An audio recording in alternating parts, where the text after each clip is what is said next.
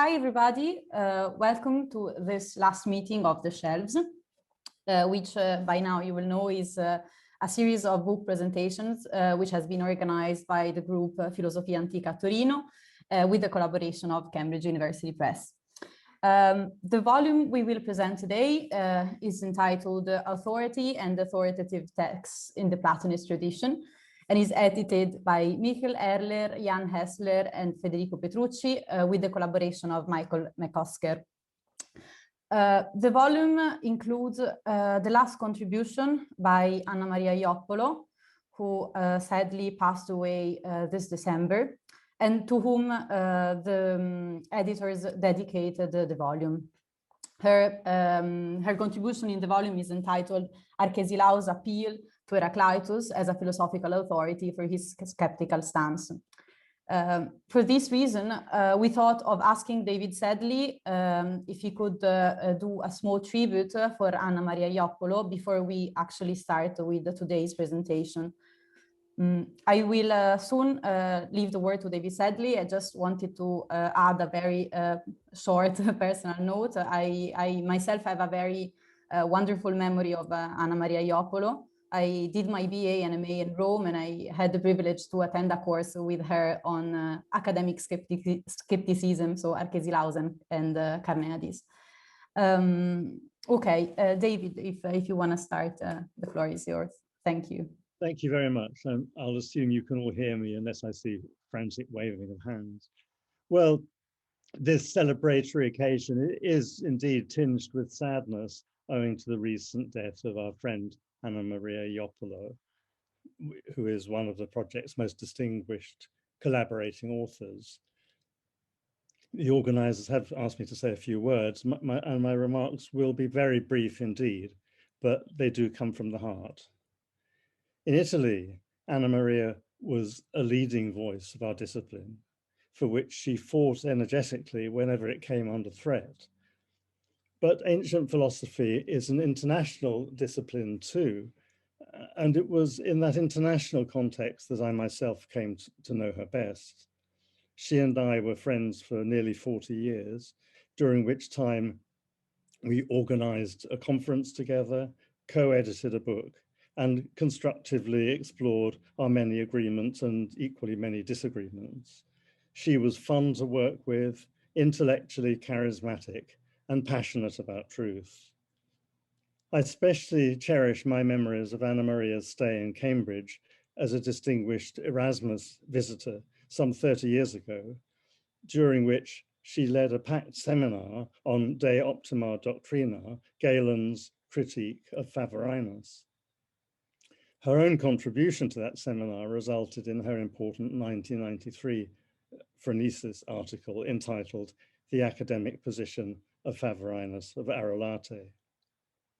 One sunny afternoon that same week, when she came to tea at my house, my children introduced her to their pet rabbit.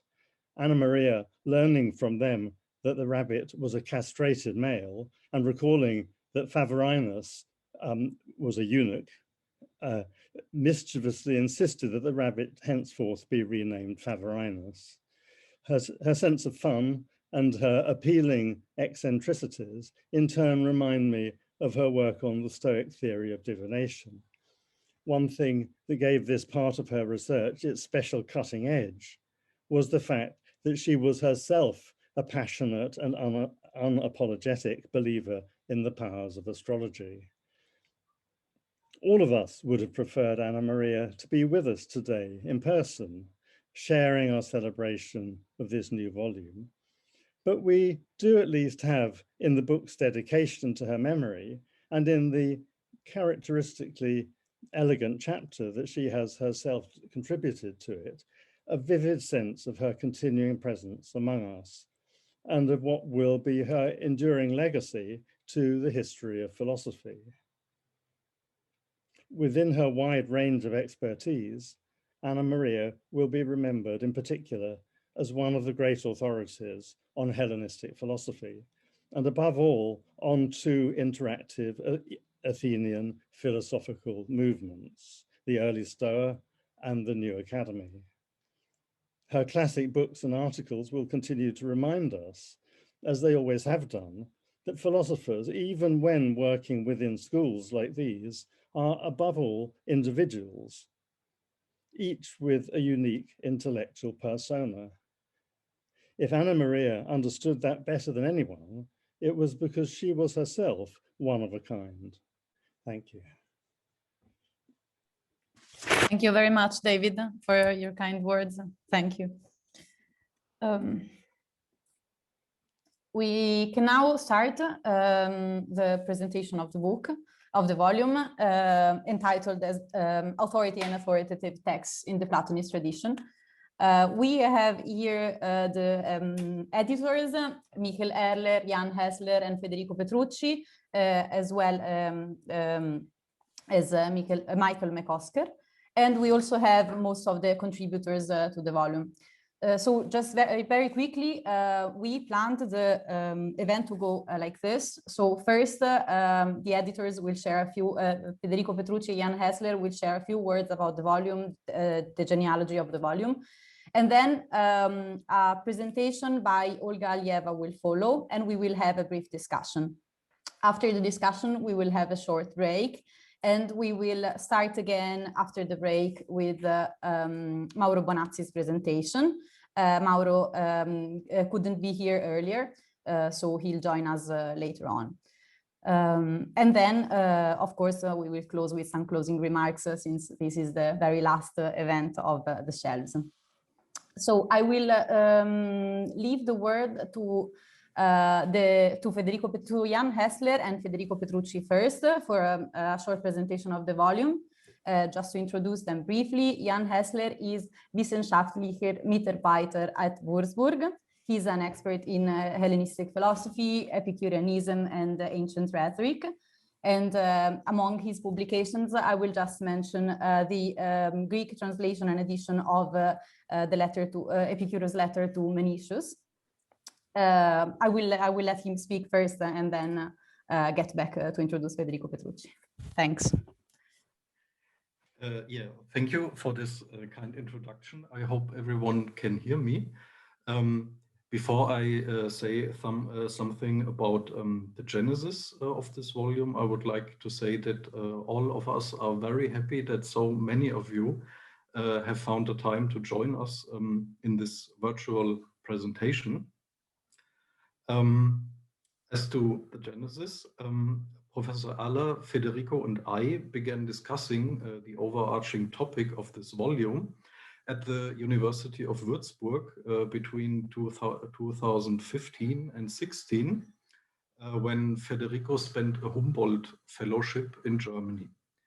Our starting point then was a talk of Professor Erler on Boethius, who in his Consolation attributes auctoritas to the personification of philosophy, while Cassius Dio states that there is no Greek word for the Latin term. He says adunaton Hellenisai.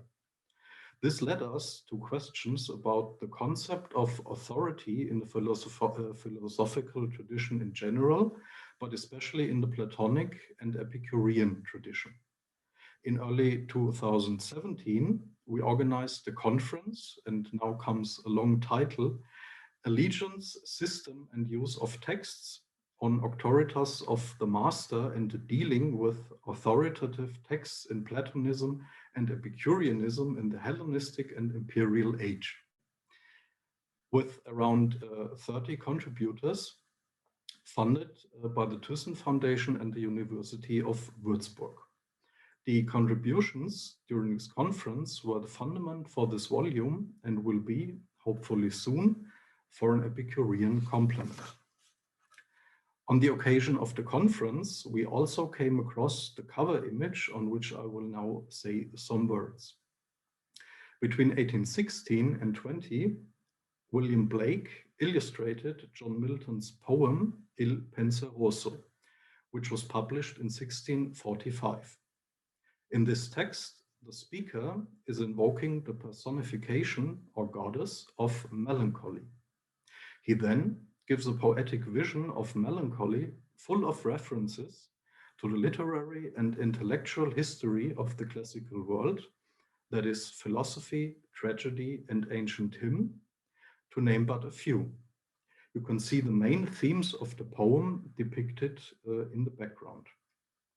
In the closing verses of this hymnic poem, the narrator is asking for divine inspiration of his poetry. Of special interest for us are the verses right in the middle. Here, the speaker is turning to a specific source of inspiration, namely, I cite, the spirit of Plato, which is also the name of Blake's illustration of the poem. Milton is depicted as student and, as he states in his writings, during his studies in Cambridge, which is also quite fitting, he dedicated himself intensely to, I'm citing, the divine volumes of Plato. As you can see, the vision of the poem, but probably also Plato's authority, are weighing heavily on the young man. Platonic thought influenced Milton throughout his life and work. For instance, the nomoi in his political works, but especially Plato's emphasis of the spiritual and contemplation. His admiration for the founder of the academy, though, did not prevent Milton from expressing thoughts incompatible with Plato, while at the same time frequently invoking him as authority. So the influence of and recurring on a divine figure of authority while dealing with texts is represented beautifully in Blake's illustration, and though it seemed to be a very good emblem for this volume too. Now that we all know about the prehistory and the cover of the volume, I'm passing the microphone to Federico, who will tell you more about the inside of the book. Thank you. Thank you very much, Jan. Thanks, Federico. I will, well, Federico is associate professor in ancient philosophy at Turin University. His expertise is especially on Plato and Middle Platonism. I will briefly recall his book on Taurus of Beirut, published in 2018 with Routledge, and his forthcoming new edition and translation and commentary of the Timaeus, which will soon come out. Thanks. Julia, can you hear me? Yes, and this is just to add that it will be with Franco Ferrari, whom I say hi, since he's with us. And so let me just thank everybody for being here. There is, in fact, many people I have to thank. Many thanks to Michael McOsker for his assistance and help for the production of this book. Many thanks to CUP and indeed to Michael Sharp for his support from the very beginning of this project, and to Katie Idle, who should be with us as well today, for her availability and support throughout your production process. Thank you very much. So usually it is said that editing volumes is harder as editing cuts. I must say that in this case, it wasn't at all. I mean, I mean, all authors whom I thank very much were absolutely responsive and viable. So delays, if any, are entirely on my own. And I am, of course, quite biased, but I would say that the overall result of the book is quite nice, let's say. So, as Jan said, the book originates in our Würzburg conference.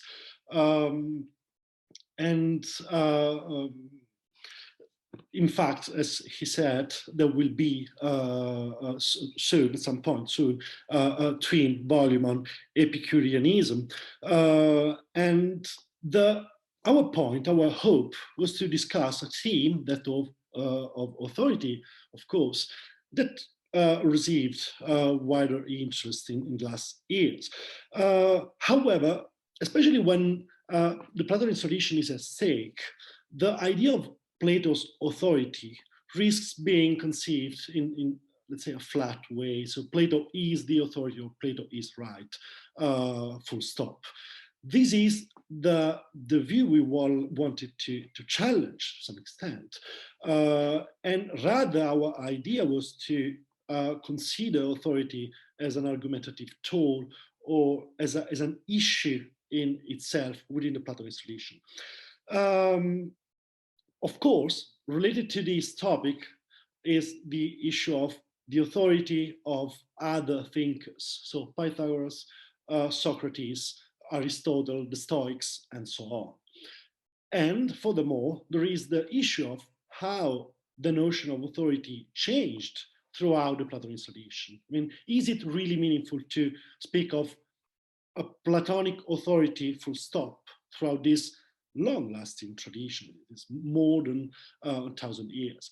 So for all these reasons, we consider it to be particularly important to produce an extensive analysis of the notion of authority. Of course, it is not exhaustive. So I'm quite convinced that other volumes on the authority in the Platonist tradition could be produced with other focuses.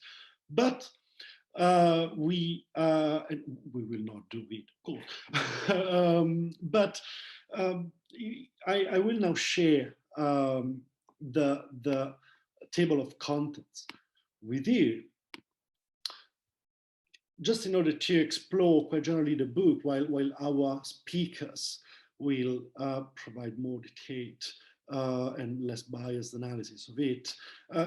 As you can see, we start with the very beginning with David Sidley's 3 chapters on Xenocrates, and we arrive at the very end of the Platonist tradition with Anna Shepard's paper considering Olympiodorus and the anonymous prolegomena to Plato's philosophy.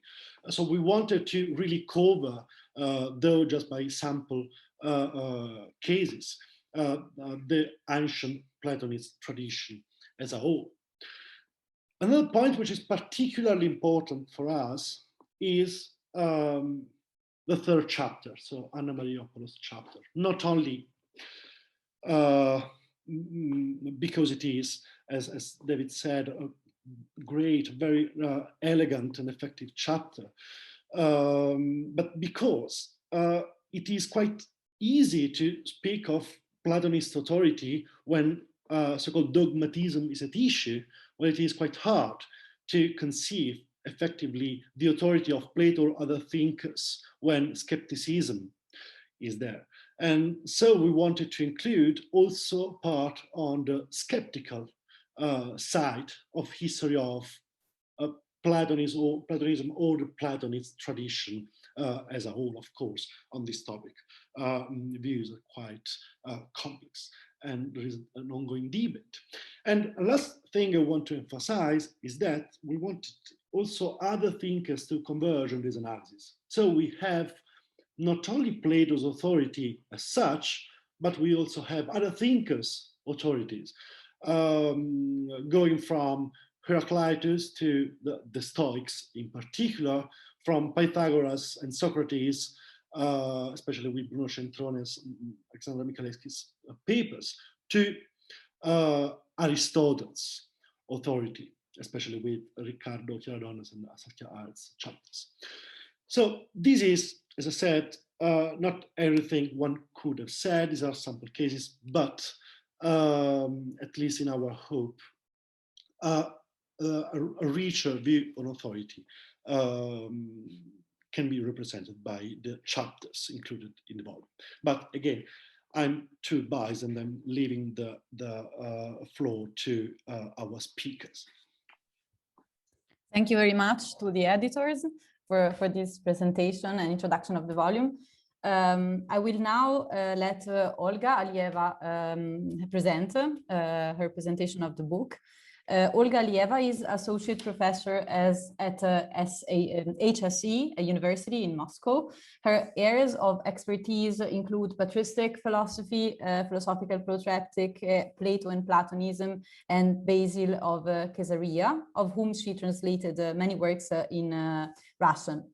Among her many publications in very many languages also, I will recall her Russian translation of Basil's Oratio ad Adolescence, published in 2018.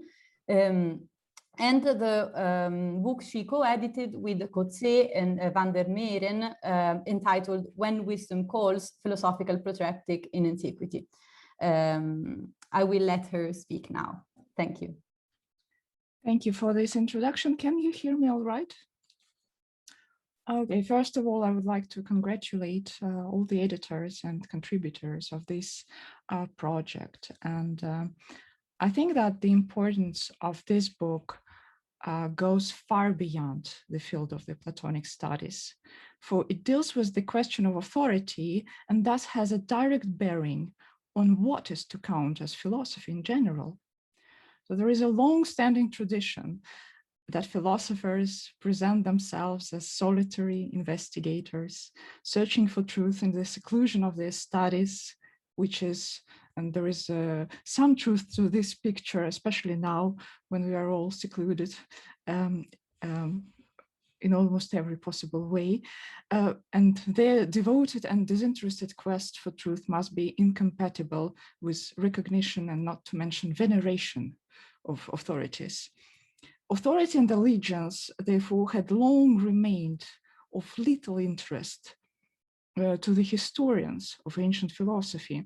And to give just one example, in his History of Western Philosophy, Bertrand Russell said that Aquinas had little of the true philosophical spirit, for he was not engaged in an inquiry, the result of which it is impossible to know in advance.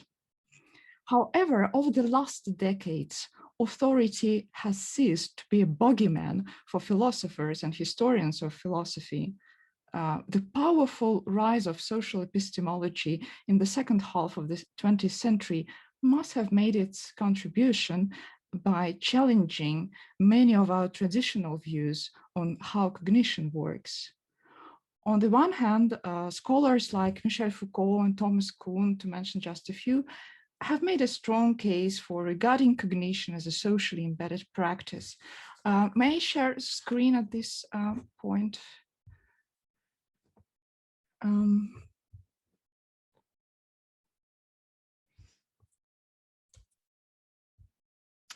Okay, a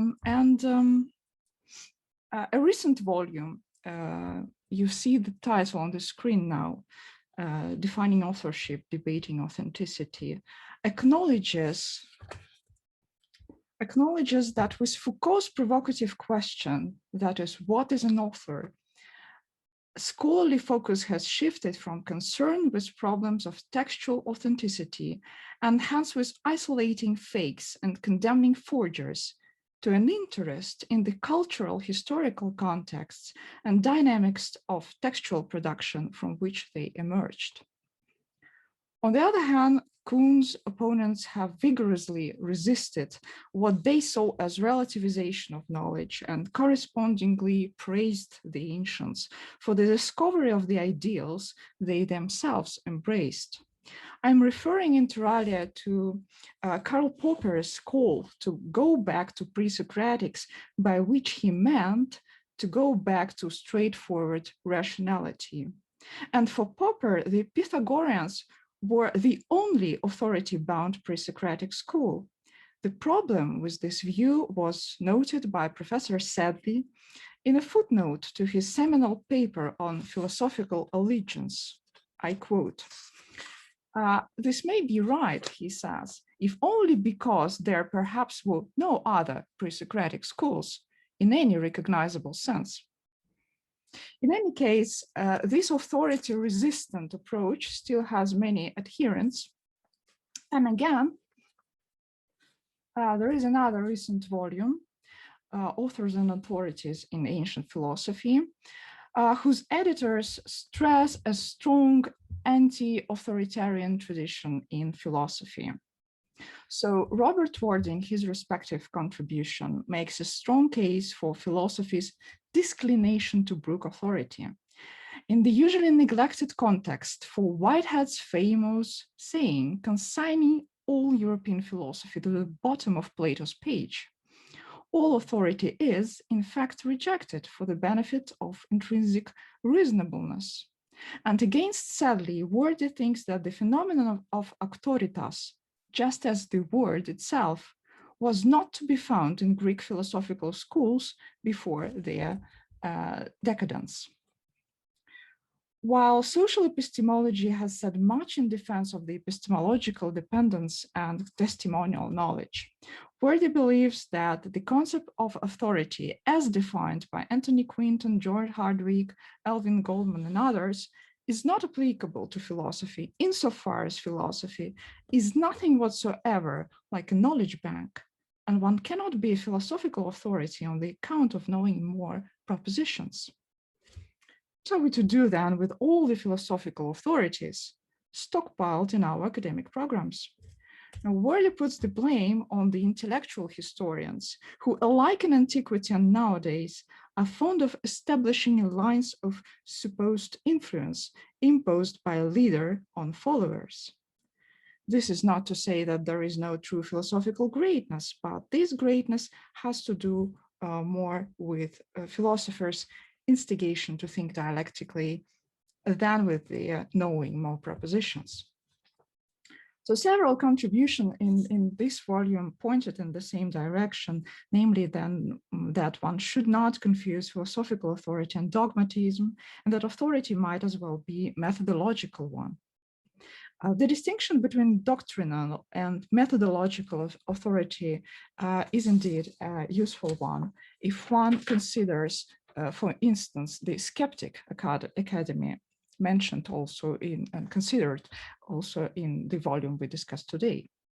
It was again Professor Sedley who noted that for Arkesilaus, Plato's sanction was contained in the dialectical methodology, and he also noted that the virtual disappearance of Plato's authority in the late Hellenistic Academy happened to the benefit of Socrates' methodological authority, justly stressed in recent publications.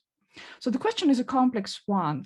Even in Brian and Wordy's volume, some contributors do consider various cases of dogmatical reliance on authorities. And I do not think that the editors managed to assemble all the contributions into a coherent picture of all-pervasive philosophical autonomy. But is this really necessary? It is essential to keep in mind that ancient authors did not conceptualize authority in a uniform way, nor did they necessarily operate with the familiar authority versus autonomy distinction. These notions were not necessarily mutually exclusive. And in this respect, the volume we discussed today successfully addresses some challenges posed by previous publications. So in the introduction, the editors make a statement with which I specifically sympathize.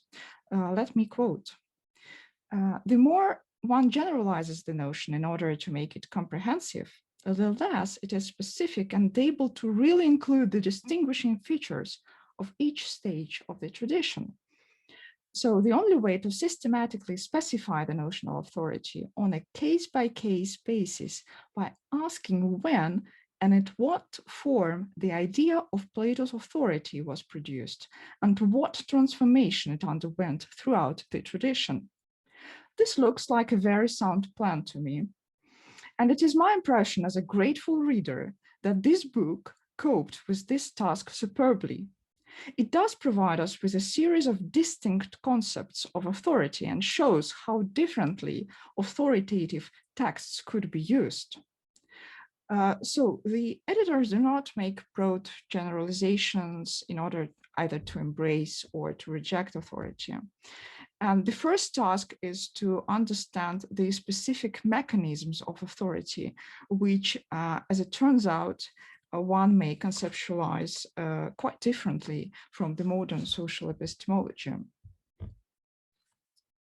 And this is, I see, as an indirect reply to critics like Robert Wordy. Again, the volume is extremely rich, and I shall give just a few examples of how authority can polachos legestai. And I apologize for not being able to discuss all the contributions, for I found them all equally insightful. I shall focus on two senses of authority only, one of which I shall call institutional authority and the other charismatic authority. Now, first, authority can be considered as the basis of one's philosophical identity. And this is the point which Federico Petrucci makes in connection with Antiochus. For Antiochus, Plato was an authority insofar as he coined the views to which later the academics, the Stoics, the Peripatetics were all committed. Within this framework, implied adherence to a set of key doctrines, which Petrucci calls core, some room was left to modifications of the system if they did not threaten to destroy the system in general. In this sense, the system remained dynamic and allowing for progress. And as Giorgia Zuni showed in her earlier publication, Antiochus, unlike Numenius, for example, did not profess Plato's infallible access to truth, suggesting instead that Plato should be read through his followers. And that is what I would call institutional authority. The importance of authority in this sense was repeatedly highlighted by Pierre Hadot, who was one of the first scholars to connect the rise of the exegetical method in philosophy to Sulla's sack of Athens during the First Mithridatic War. Scattered around the Mediterranean with no direct institutional relation to their schools, philosophers made interpretation of texts their main intellectual practice. Hadot's paper launched a discussion concerning the reasons for this gradual textualization of ancient philosophy. But there is a sense of authority in which the authoritative figure is indeed credited with infallibility. But as Professor Boystones shows in his respective chapter on Plutarchus, an assumption of Plato's infallibility is precisely that, an assumption, a kind of working hypothesis one needs at the beginning of one's epistemic ascent, the aim of which is actually to become Plato's epistemic peer. And this concept, unlike the previous one, actually presupposes a certain plurality of authorities, for anyone who manages to climb the ladder becomes an authority himself. But another maybe more significant difference is that authority in this sense does not rest on propositional knowledge in a sense interesting for social epistemologists. And this is another indirect reply to Wardy as I see it. This is the point made by Professor Boystones in his earlier publications, and particularly in his chapter in Wardy's volume, where focusing on Numenius epistemology, he comes to the conclusion that Platonism does not think that philosophical understanding amounts to the acquisition of a body of propositional knowledge. Forms are non-propositional objects that a Platonist seeks to know, so Plato is an authority insofar as he had seen the forms. The important result of this is that his authority, Plato's authority, is not unique. And Numenius was clear that both Pythagoras and Socrates had a complete and perfect grasp of truth. And the second result is that it has little to do with the school tradition. And that is why I call authority in this sense charismatic. Now, there are just two senses in which we may speak of ancient authority, and though the present volumes carries the disambiguation much further, let me stop here and offer some preliminary conclusions. Authorities and authoritative texts have been a focus of growing attention for the historians of ancient philosophy over the last 30 or 40 years. And I even hazard a guess that this question will be gaining further relevance, and probably we will soon be witnessing the birth of the new field of authority studies with its journals, conferences, book series, and all the relevant academic infrastructure. And in fact, as far as I know, this book on Platonic authority is not the only one. There is a twin volume on the Epicurean tradition now in preparation, to which I very much look forward to. And it stems from the same conference. And this is exactly what I mean. It's more than a book we are now discussing, but maybe the very definition of philosophy itself. Thank you very much for your attention. Thank you very much. Thank you very much for this presentation. I don't know if either the editors or Federico and George Boissons want to reply to the presentation. In any case, if people want to, otherwise I will open the floor to discussion directly. And if people want to ask a question, you can certainly do so by raising your hand or writing something in the chat.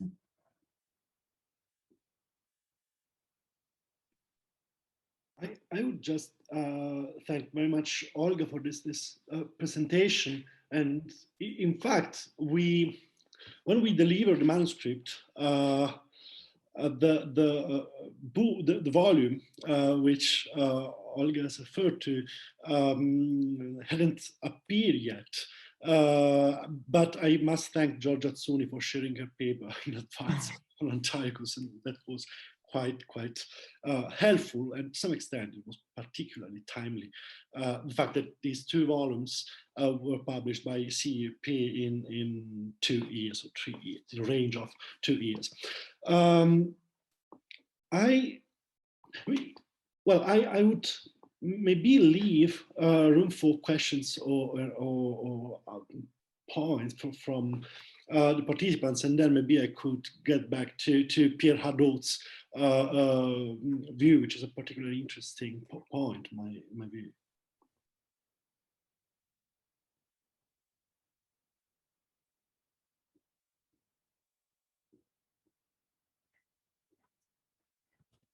Okay, if there are in the meanwhile no question, I will ask a question myself and take the opportunity.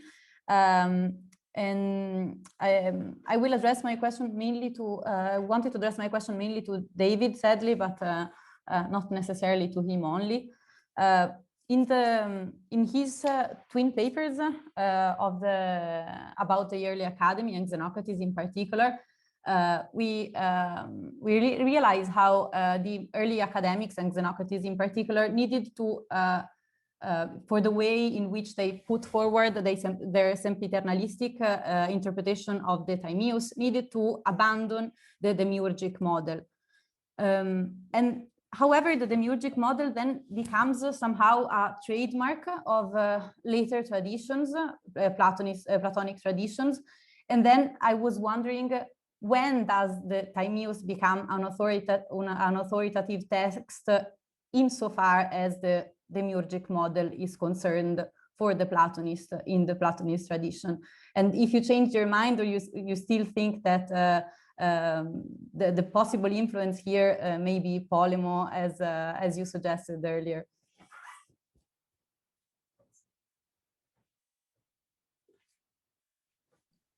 So was that addressed to me or to Olga? Well, we have so many experts on the Timaeus that as to the early academy, to you, and then to others as well, if they want to take the question as well. I would love to hear other people's views, since I don't have a ready answer to that.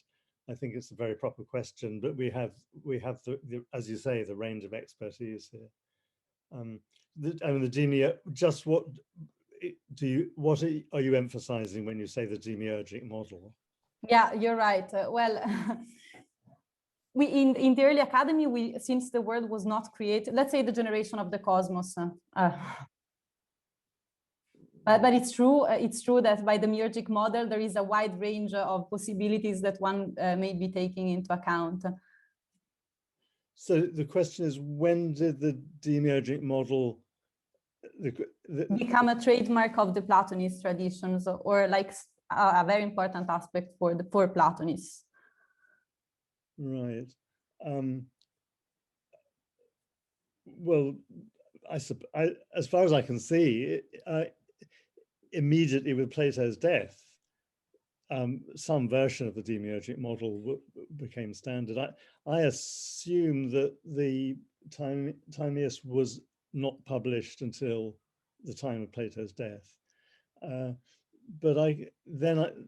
from that point on, it seems to be the focus, as we can see from Aristotle, that certainly one demiurgic reading of the Timaeus is immediately as it were, the default reading.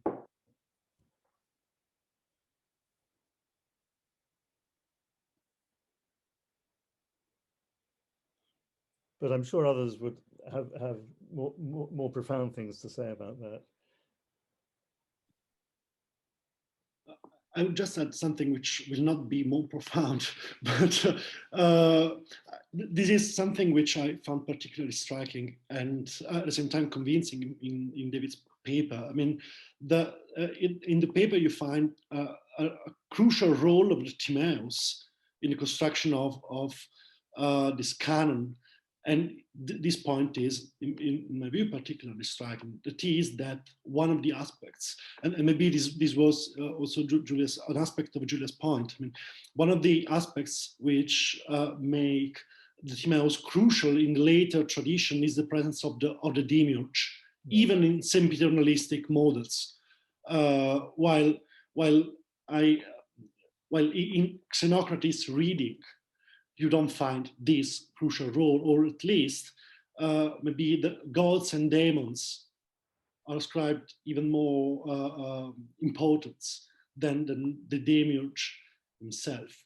And this is a fact, I'd say. I suspect that this, the Stoics had a crucial role, as people have argued, also people who are present here. But I think that might be indeed a very important turning point, even for the Platonist tradition. So the turning point for the Platonist tradition can be found also outside the school.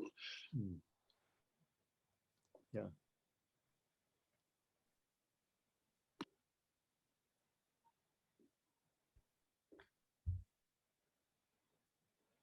And may I ask very briefly, yes, please, Professor Sedley, why do you think that Timaeus was not published until Plato's death?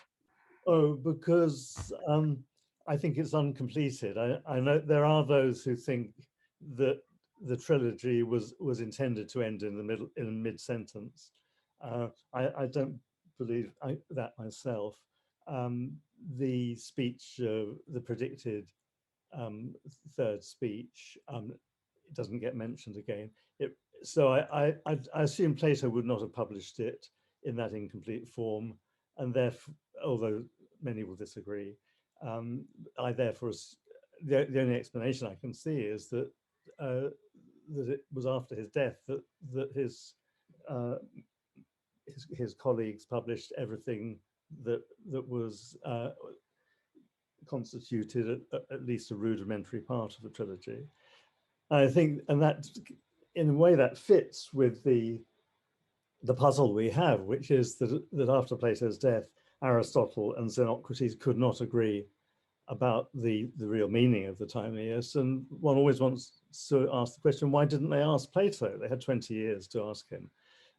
If this text was published after his death, then it's a kind of a precious relic, but it has not yet been fully examined by the school. And that indeed may, if one accepted that, it might even give us another angle on its authority. The incomplete text, where we have to do our own work to see what its completion is, might gain a kind of authority that way rather than be discredited. Thank you. That would certainly explain why certain passages of this dialogue are not very much polished, and they're correspondingly misread because of that. But okay. No. I mean, so the law, of course, the text that people always point out is unrevised is the laws. But Plato may have left many uncompleted manuscripts on his death. I think, for example, the Theages must have been completed by somebody else after his death. Sorry, over to you, Julia. No. I just had seen Robin Waterfield with a raised hand, but I didn't want to interrupt you. So please, if you still need time to answer. Well, it kind of depends what one calls publication. I mean, probably, I think probably what Plato was doing was actually reading the stuff within the academy, reading it out loud, either short dialogues as a whole or longer dialogues in pieces. And in that sense, I don't see any reason why the Timaeus couldn't have been known within the academy before Plato's death. It's complete or complete-ish in itself. Okay, the Critias and the Hermocrates are incomplete, but Timaeus could have been counted as an authoritative piece, I think, you know, in the last decade or two of Plato's life. What do you think, David? Yeah, I'm sure that much of the content of the Timaeus was known to Plato's pupils, but there is still such a thing as publication, as described by Plato at the beginning of the Parmenides, where Zeno says his book fell into the hands of others, and then it was in the public domain, and it was no longer possible for him to do anything about it. So I think the functional equivalent of what we call publication did happen in that cultural context. And enough of Plato's dialogues were clearly known outside the school as well, to suggest that there was a certain datable event when each dialogue was released into the public domain. Well, I'm not sure.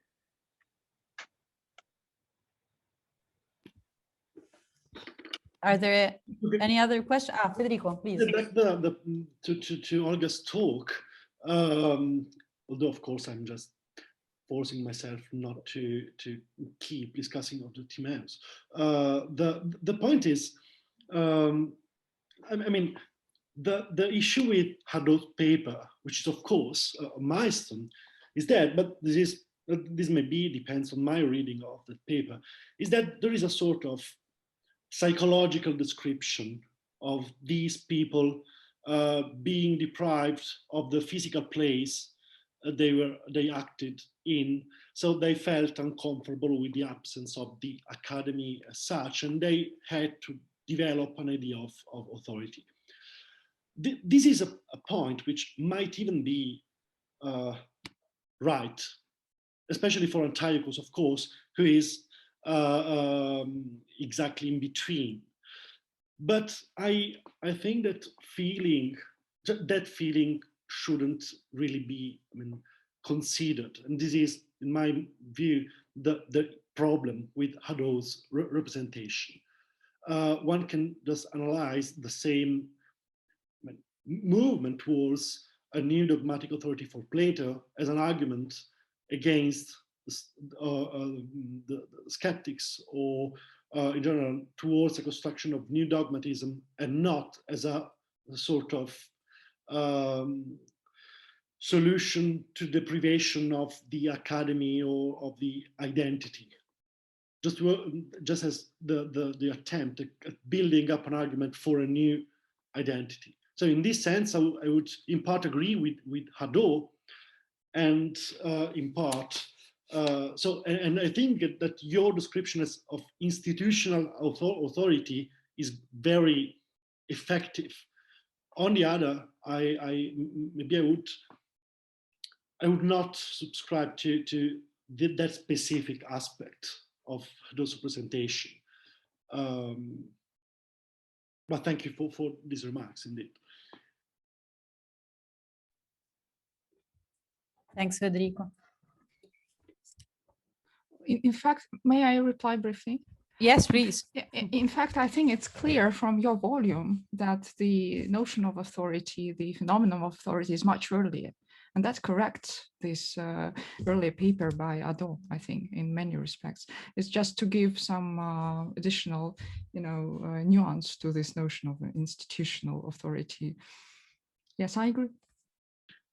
No, but indeed, it is there are many steps, one might say, towards the construction of our understanding, so to speak, of authority in the Plato installation. Hadot is, of course, one of the most important one,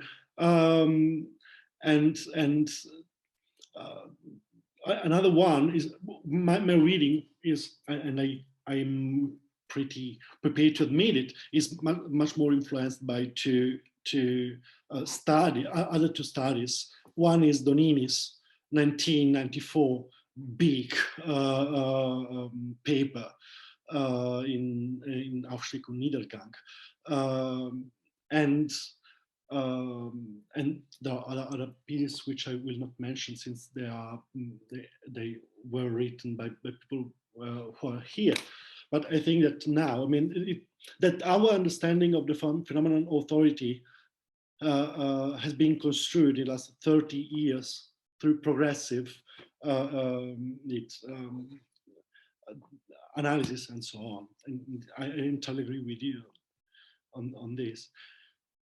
Any further questions? I had seen Maria Cristina Minuti with her hand raised. Please, Maria Cristina.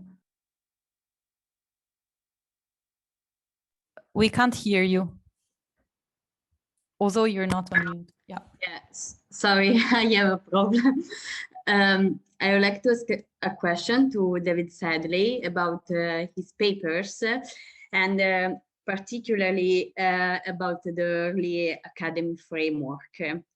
And my question is about the Epinomis by Philippovopoulos.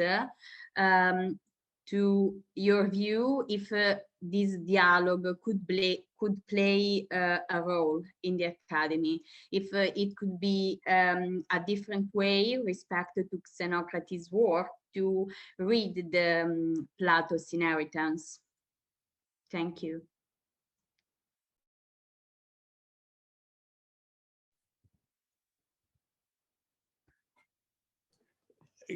That's a fascinating idea, and of course even if I were right about the role Xenocrates plays as school head, we should be looking for parallel factions. I say that without having any particular view about the Epinomis, but I'd love to hear how you would develop that point.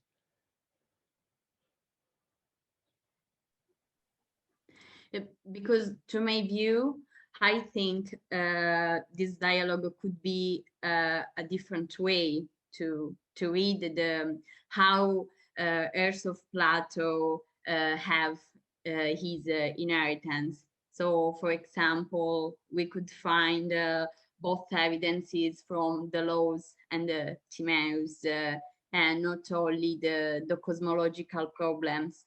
So this is why of my question. Right.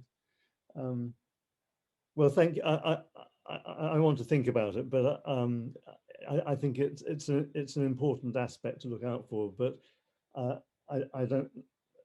I would need to think much more about it. Thank you. Oh, thank you. Other questions?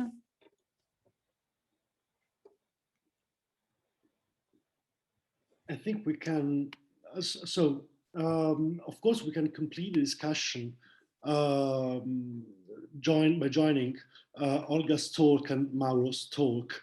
So, and after Mauro's talk, we'll have also other papers discussed, and discussion can be led ahead.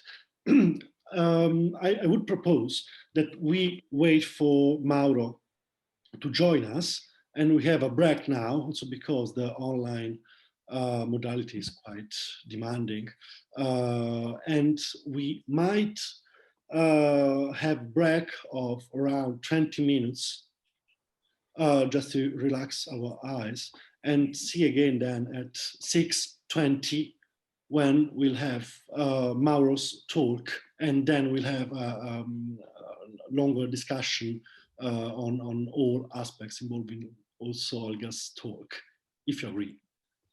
Yes. So we convene again at 6:20.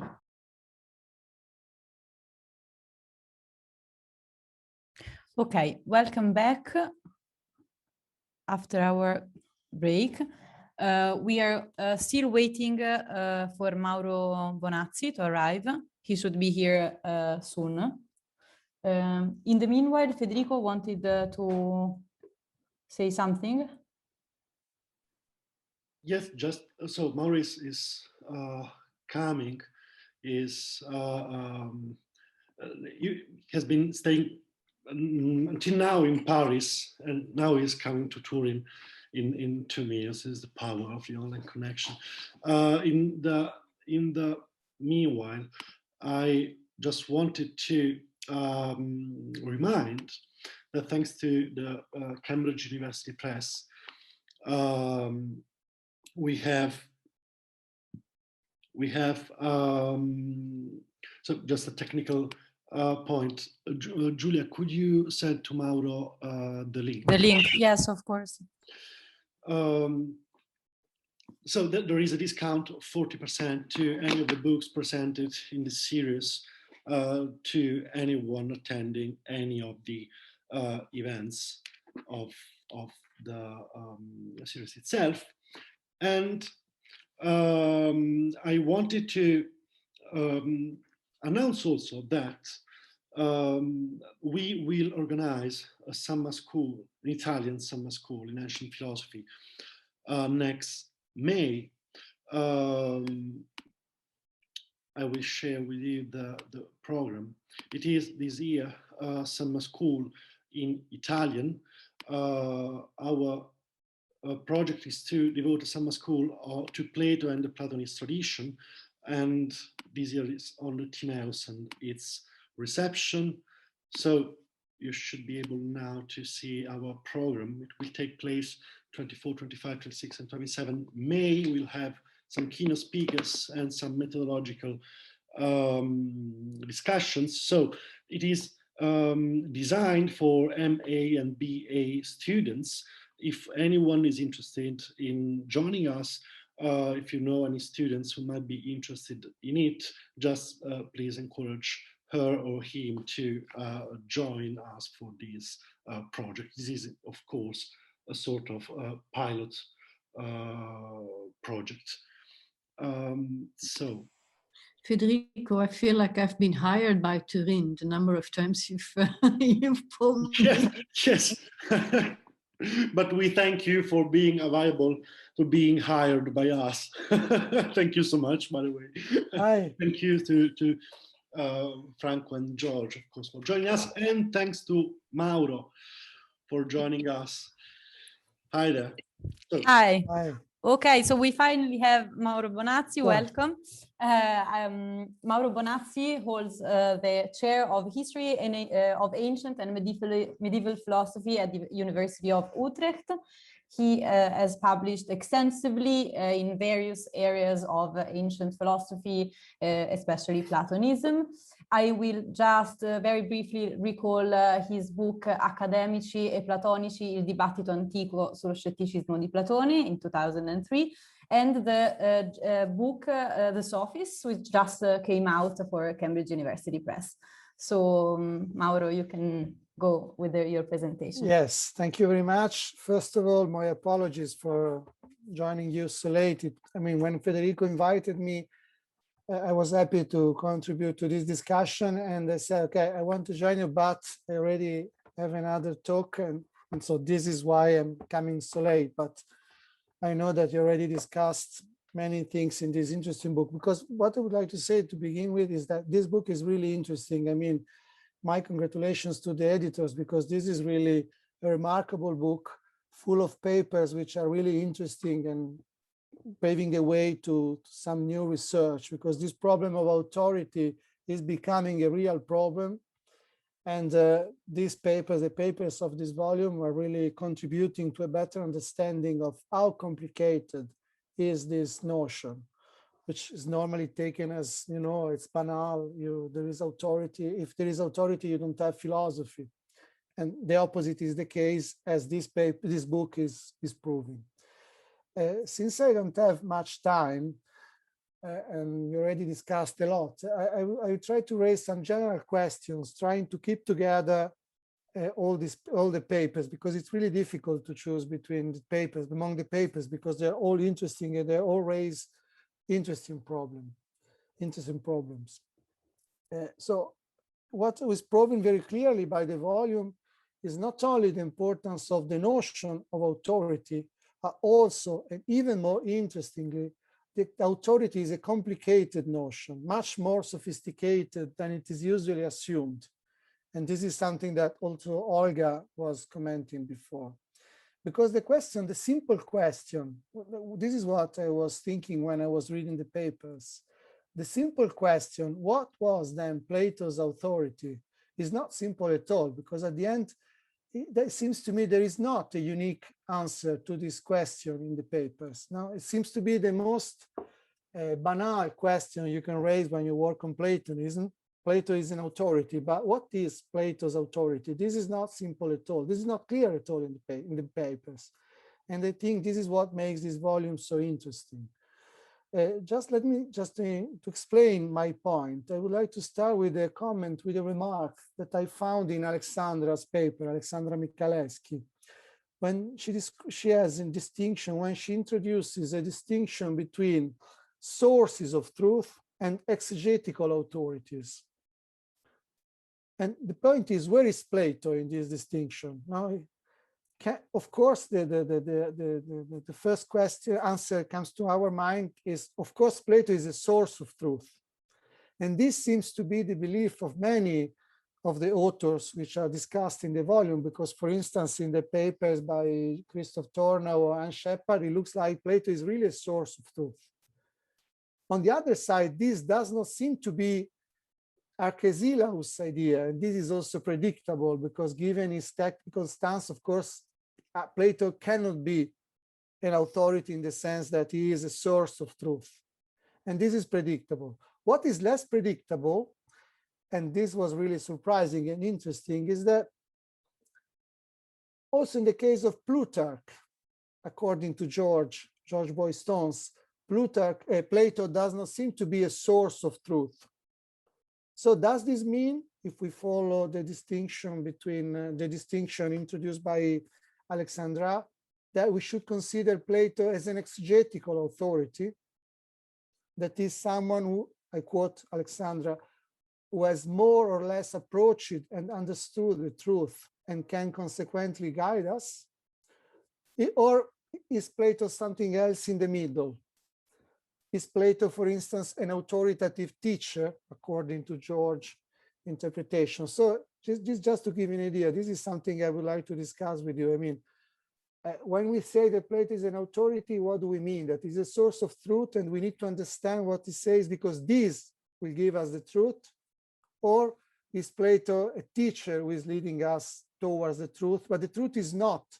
That is the point. The truth is not necessarily in the text, in Plato's text. I think this is the important distinction between, this is what came to my mind when I was reading George Boystone's paper, and I was comparing this paper with Christian Tornau's paper. Because it looks like in one case, some cases, it looks like if you understand the text, there you will find the perfect system. Or if you read Plato, this will lead you to understand the truth, which is not the same. And something that I missed in these discussions, in these papers, which are really excellent, by the way, it was also the relation between myeotics and authority. So, because given Plato's authority, what is the role, the function of myeotics? Because this is something which is discussed by all Platonists. This is something you need to account for if you want to explain. So this is one problem I would like to discuss. And again, the real problem when we talk about the problem of Plato's authority, I think it's the problem of what is really at stake. It's not so much Plato's authority, but the distinction between the authority of Plato's text. What is the authority of Plato's dialogues? Just to give you an example, when I was reading George's paper, I mean, I was thinking the Christian tradition, the Bible. In that case, you have really an authoritative text, a source of truth. What about Plato? Because in that period, I mean, they were creating a system, but what is the truth value of the dialogues? And on the other side, so on the one side, you can say, in order to discuss the problem of Plato's authority, we should discuss the problem of the text, the authority of the text, of the dialogues. And this is a possibility which will become prominent in Middle Platonism and even more in Neoplatonism. So if you want to discuss the problem of Plato's authority, you need to give an answer to the dialogues. What is the truth value of the dialogues? On the other side, if you go back, and this is, for instance, something that you can find in Federico's paper, is the problem of authority. So Plato's authority is the authority of the tradition stemming from Plato, because it looks like that this is how people like Antiochus of Ascalon are discussing in Platonic authority. It's not so much Plato, but it is this tradition stretching back to Plato, stretching from Plato, which is the source for the authority, and which is the answer to our problem. So I think this is also a distinction that we need to consider. And this is the first part. I don't know, Federico or Julia, I just introduce some questions and then we discuss. Yes, that's perfect. Okay. And if we discuss this problem of the authority of the text and of the tradition, one option, so on the one case, on the one side, you have Antiochus, you have the Middle Platonists, you have the Neoplatonists. On the other side, you have Antiochus, but you also have David Seidley's paper, because you also have Xenocrates, who is also interesting because, what is interesting in David's paper is that also Xenocrates, according to David's interpretation, seems to be someone who was producing authority out of the text, as if the text were the important stuff, which is interesting. I think this is really an interesting interpretation, because normally Xenocrates is supposed to be one who was working on the doctrine of principles. So on the other side, on the oral tradition, and not so much on the dialogues. So this, but I'm coming back to David's paper because I would like to come back to David's paper by raising another problem, another question. Once again, trying to map out the complexity of the notion of authority. And I hope that you understand that you can hear me well, because there is also the problem of the system. Now, once you agree that Plato is an authority, and that if you understand Plato in a way, you get closer to the truth, be it in the text or outside the text, in the tradition or wherever, then it's interesting, what about the system? Then can you produce, let's say, an unitary system, and a system which can account for reality in all its complexity, or what? Can you extract from the dialogues or from the tradition a system? Can this truth, can the Platonic truth be organized into a system? If I understand David correctly, this seems to be what Xenocrates was doing. And he was creating a Platonic system, which is really at the origin of Platonism, out of the dialogues. And so I would like to discuss a little bit more David's paper, because I found it really intriguing, because on the one side, I was fascinated by the many parallels he found with the Phaedrus. So it looks like I entirely agree that the Timaeus is not sufficient, because you need also to consider other dialogues. And unexpectedly, the Phaedrus is one of the most important ones. And I think this is really something that David shows with good arguments. But I have also some doubts more in general on Xenocrates, on the interpretation of Xenocrates. Because Xenocrates was reading and working on the dialogues. Okay, this is granted. But what was he doing? Was he working on the dialogues with the goal of reconstructing a Platonic and a Platonist system? Or was he working on the dialogues just for the sake of the discussion, that is exploring problems within a framework that had been established by Plato? So that is, I mean, this is the more traditional interpretation, which is something that David taken, we leave aside, and because he has this original interpretation. I don't know whether I was clear, but you can summarize this distinction by using the term, the notions I was using before, no? Because it looks like David is interpreting Xenocrates as the first who is finding Plato's authority in the text and is trying to build a Platonic system out of the dialogues by using the Timaeus, the Phaedrus. On the other side, the standard interpretation was that, in a way,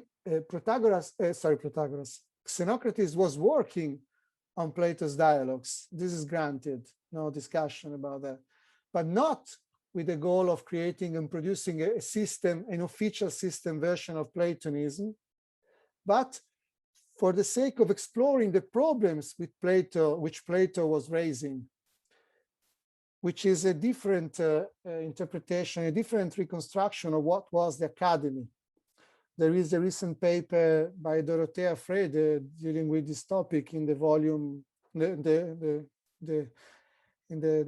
other volume on authority, which has been published recently, which goes in the other direction. And then, since we are here with Michael Erler, this was also the famous notion of boethia, no? The idea that you were discussing the problem. I mean, in a way, you are a Platonist, not so much because you think that Plato is a truth, as a truth, but because you recognize that Plato is raising the good questions. So you accept the framework, for instance, dualism. And then you try to explore solutions, to find solutions to the problems, but not because you think that you can reconstruct a system or a truth. So, and this is another interpretation of Xenocrates that you can endorse. And once again on Xenocrates, because I think this is really an interesting case to discuss. David, you also say at some point that Xenocrates is the real Platonist, is the founder of Platonism, so to say, and this is something we can agree upon. But then you also say that Speusippus is a kind of you say non-Platonist, which is a strong claim. On the one side, because we know from Diogenes that he remained a quote faithful to Plato. And then because I think he was also, I mean, he was trying to do what I was saying before. It's a good example of what you can do in a Platonist, in the academy at the time of Plato's time. Now you're trying to discuss problems within that framework, trying to find solutions. For instance, how to reconcile the theory of ideas and the doctrine of principles, which is what also Xenocrates was perhaps doing. And more specifically, why don't we pay attention? Why should we dismiss the testimonies about Speusippus interpreting, endorsing a sempiternalist interpretation of the Timaeus, and say that this was really the result of Xenocrates' interpretation? Because of course, if this is the case, you can really have a good point for your thesis that Xenocrates was the real founder, which is, by the way, perhaps also correct. But also Speusippus was doing the same. So I think that a different reconstruction of what was happening in the academy can be reconstructed. And then there is another problem, which is bringing me from David to the other papers, because we have Xenocrates, we have Speusippus trying to make sense of the dialogues, of the problems raised by Plato, and this was the construction of the authority. And then we have Aristotle. What about Aristotle? What is the role of Aristotle in this story? And I think that here I found a very interesting remark in David's paper, once again, when he was dealing with the problem of the interpretation of the Timaeus eternity versus creation in time, because at some point, it seems that you were suggesting that Xenocrates turned to the Phaedrus, because in the Phaedrus he could find a more clear statement in favor of the sempiternalist interpretation. And then you say, for the purpose of defending Plato. So, of course, for the purpose of defending Plato from Aristotle. So this is interesting, because how should we take this statement, this fact? Because I entirely agree with you. It looks like, I mean, there was a debate. There was a strong attack by Aristotle against Plato. So this is the fact. Now, Plato was not clear. Aristotle says, no, Plato was very clear. Plato is in favor of a creation in time, and this is wrong. And then you have Xenocrates, who is saying, no, Aristotle is not right, because if you go to the Phaedrus, you can find the key to understand the Timaeus, because in the Phaedrus you can understand, you can see that Plato was supporting the sempiternalist interpretation, and this proves that Aristotle was wrong. But I wonder whether Xenocrates was influenced by Aristotle somehow, so that in a way he was acknowledging that Aristotle was right, that the universe has to be eternal, and then he was looking into Plato's dialogues to find something to defend Plato. But this is not necessarily Plato's view. This is an interpretation to save Plato from Aristotle on the assumption that Aristotle was right. I don't know whether I was clear or not. I hope I was clear, but the idea is that, I mean, also Aristotle was playing a role.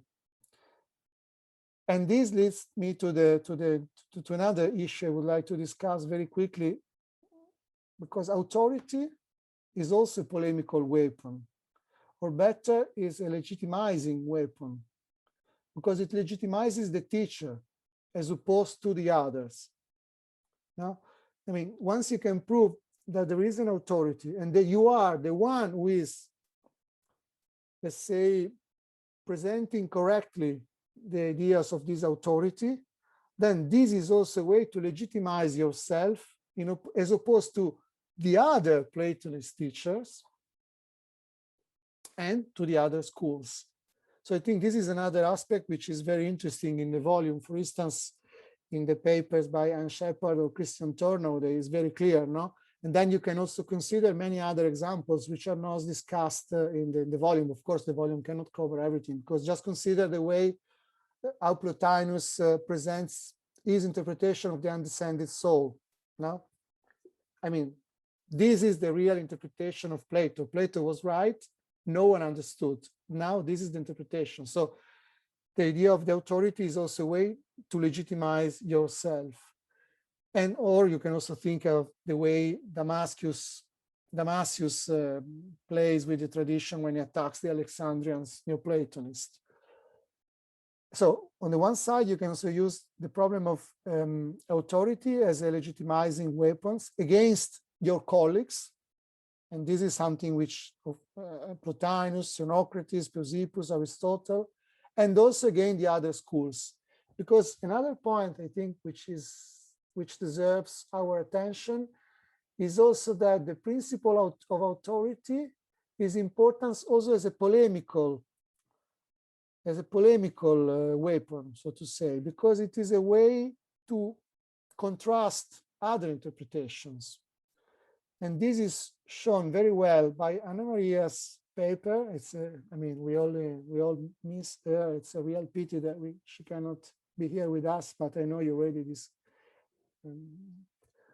talking about because the way she was, I mean, the paper is really interesting, the way she explains how the academics were using Heraclitus against the Stoics. So the principle, in a way, you can say there is a skeptical authority, which is Heraclitus. There is a Stoic appropriation of Heraclitus, and then there is the Platonist, the academic reaction. Now Heraclitus is a Platonist, so it's part of our tradition, and therefore, and by the way, the appropriation of Heraclitus also paves the way to a different skeptical interpretation of Plato, which is the Theaetetus.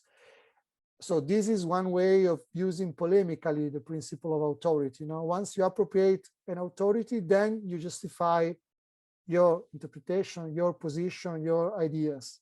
Another example, the opposite. For instance, in the case of, very well explained by Alexandra or also by Federico, is the use of the same strategy against skepticism. Because, for instance, in the case of Alexandra, you can prove that once you prove that Socrates is not the one who knows that he does not know, so in a way, the skeptical thinker, but is a Pythagorean thinker, then you can prove that there is, in a way, that skepticism, the academic skeptics, they did not understand anything at all, and they are not part of the Platonic tradition, because Socrates was not an open-minded thinker, he was not a skeptic, etc., etc. So this is, I think, something that, and the question and the problem is, of course, the polemics against other Platonists, as I was saying, and against other schools, skepticism, and also perhaps, because I see Gretchen, so this is something I need to say, Stoicism, the way you use Plato's authority against the Stoics, because also the Stoics, they were trying to present Plato as an authority leading to Stoicism. And then you see people like Antiochus, Plutarch say, no, no, no, there is no relation between Plato, the real Plato, Plato is a source of truth, and the Stoics. So you see how important is this interplay and the confrontation between the schools about the problem of, starting from the problem of authority. And finally, the problem is another problem to discuss, to be discussed, and then I try to stop, even though I see, I don't know how much time, but yes, a few minutes. And then another problem is that in the Platonic tradition, as it is shown very well by this book, one other problem is that there is not just one authority with Plato. There are many other authorities. So what about these authorities? What about the authority of these authorities in relation to Plato's authority? Pythagoras and the Pythagorean tradition, the paper by Bruno, and also Alexandra about Numenius of Apamea. The problem of Socrates, Federico and Alexandra, and even more importantly, the problem, I come back to what I was saying before, the problem of Aristotle, and this, in this case, the paper by Riccardo and the paper by David, as we were saying. Now, what is the authority of Aristotle?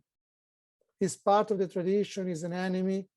What is his authority? So this will become a real problem, because in some cases, for instance, in the case of the Pythagoreans, on the Pythagorean tradition, I would say that they are not a real authority, because they are Platonized. I mean, there is no real interest in reconstructing the Pythagorean ideals or views. They are presented as part of the tradition in the Pseudo-Pythagorica or in Numenius. So in a way, they say, we want to go back to the Pythagoreans because they are the source of truth. But the way these Platonists present Pythagoras or the Pythagoreans is just attributing them Platonic ideas. So in a way, paving the way to Platonism. In the case of Aristotle, this is much more controversial. For instance, I just mentioned the paper by Riccardo. No? You have really two approaches. Plotinus saying Aristotle is not part of the tradition. On the other side, Porphyry, no, we need to find the spot also for Aristotle, and then everything changes in the history of Neoplatonism. And then, just to conclude with the mention of Federico's paper, because I very much sympathize with your historical reconstruction of an authoritative tradition. The problem is the content. Can we really, because in your paper, it looks like what was really important to Antiochus for Antiochus was to reconstruct a tradition justifying Plato's authority in opposition, for instance, to skepticism. And then when you have this tradition, you will fill the tradition with contents, which is fine. But I wonder whether we can really postpone the problem of the contents to a later stage once you have created the authority. Because I would say that it is rather the opposite the case, that in a way you create a tradition by selecting doctrines and ideas. So in a way, the final point is that Plato's authority does not exist. It's something which is invented by any single Platonist over the centuries. Because, and that is what makes the problem really interesting, that the Platonist tradition seems to be the philosophical tradition in antiquity which gave more importance to the problem of authority. But at the end, there is no real Platonic authority. And what makes Platonism interesting, as the book proves very well, is that every single Platonist philosopher was inventing a kind of Platonism and then inventing a kind of a Platonist interpretation and authority. I think I spoke too much. Oh, thank you very much, Mauro, for this very, very rich presentation of the paper, which raised a lot of questions. I would ask first if any of the contributors want to react as to the comments Mauro made about their papers. Yes, I see David who is ready already. So okay, am I unmuted? Thank you, Mauro. Those were another fascinating set of comments to add to the ones we heard earlier. And I think these are all the questions you're addressing to me, are certainly questions I need to consider at some length. But I just wanted to have one very small dissent. You said we know, you're citing Diogenes Laertius, we know that Speusippus was loyal to Plato. That I think I don't accept. Because it seems to me pretty clear there were two rival traditions. One is that Plato's authority was transmitted from Plato through Speusippus and then Xenocrates. That was Antiochus's view, and it's attested elsewhere. But there's a second tradition according to which Speusippus was not really the philosophical heir of Plato. Rather, Plato's authority passed from Plato to Xenocrates, and it seems to me that a lot of the debates, for example, about sempiternalism, are themselves at the service of these two rival interpretations of academic history, one thing we perhaps haven't talked about very much yet is antiquity. The idea that the earlier you can trace your ideas back, the more authoritative they are. Although it can't be as simple as that, because I take it that Socrates, most Platonists don't consider Socrates more authoritative than Plato just because he was older than him. But anyway, the aspect, I'll stop in a second, but the aspect I just wanted to press is that I think Platonists were really worried about what legitimized them to speak on behalf of Plato. And for many of them, it was clearly important that Speusippus should not represent a rupture between Plato and later Platonism. There must be continuity through from the time of Plato right through to, I suppose, and to the end of antiquity.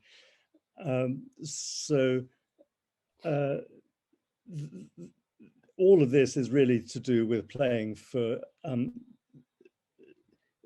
the most authoritative, so for each Platonist to be as authoritative as was possible in speaking on behalf of Plato. And I agree with you that there is this a different approach which sees Xenocrates and others in the academy working on the problematic that Plato had bequeathed to them. And I absolutely don't want to deny that. I don't think it's incompatible with the idea that they're trying to establish the continuity of the tradition. I think that a typical ancient philosophical school will do both of those things. Thank you. Thanks. If I may, I just wanted to add a short comment on what David just said. I also think that the two views that Mauro was contraposing there are not necessarily incompatible. So you could still say that Xenocrates was trying to build some sort of a system or a more systematized Platonism, and still at the same time that he wanted to save at the same time Speusippus and Plato from Aristotle's attacks. So one of the criticism that Aristotle addresses against Speusippus' episodism is one of the most famous, and then Xenocrates' system is much more ontologically continuous in this respect. David says this also in the paper. So I think that the two views are not necessarily incompatible. Yes, yes.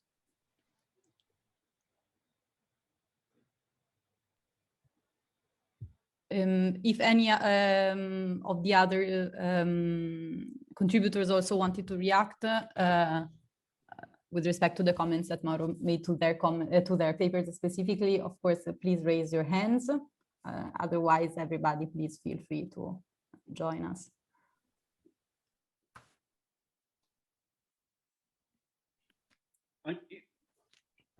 If I may. Yes, please. Other remarks. Thanks, Mauro, for your remarks. And the point you raise is, in fact, the last one about the contents, the relationship between contents and authoritative framework, so to speak. Let's say this is for certain how Antiochus probably would have presented the point. I mean, of course, if you want to present a new Platonism, you have to start from the contents. My point, which of course is just a hypothesis, is that Antiochus' position, historical and philosophical position, or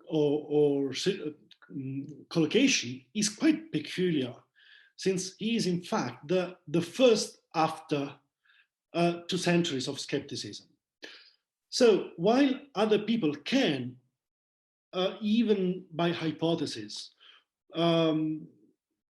propose a sort of positive dogmatic system and then explore Plato's authority, paradoxically enough, I think Antiochus cannot produce a sort of system of contents if he has not already established that it is possible for a Platonist to be dogmatic. So this is the reason why, in my view, it is particularly important for Antiochus that even before producing a system, one has a framework for a positive authority for Plato. And of course, I'm not saying that he reasons in a sort of chronologically consecutive way. I now build up a model of authority and okay, I'm fine with this model, now I construe the contents. But I think that in his view, the priority must have been given to the possibility to say, yes, Plato did something in a positive sense against the let's say, skeptical academic tradition. So this is the peculiarity leading me to. And the other point is that the other extraordinary or peculiar thing of Antiochus is that, leaving Eudorus aside, he did not produce any direct exegesis, which is weird for our perception of Platonism, but of course, and maybe it was weird as well for the academics, I mean the early academy.